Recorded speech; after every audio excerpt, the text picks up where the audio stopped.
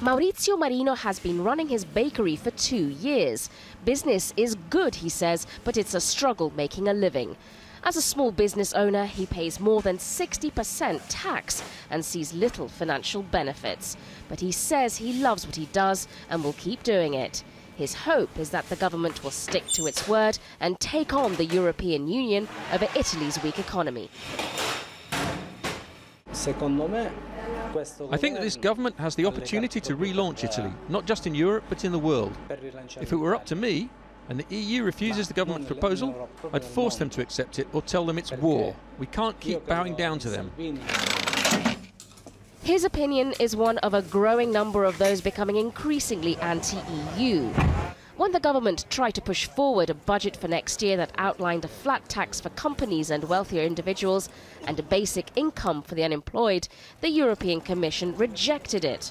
It said it would plunge Italy's heavily indebted economy into a dangerous downward spiral that could impact the rest of the continent.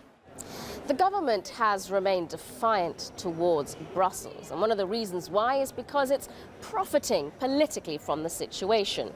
When the European Commission rejected Italy's fiscal plan, it played right into the anti-EU stance of the far-right and populist deputy prime ministers.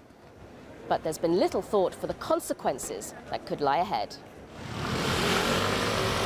Italy's economy has been struggling with poor productivity for the past 30 years. Austerity worsened its prospects.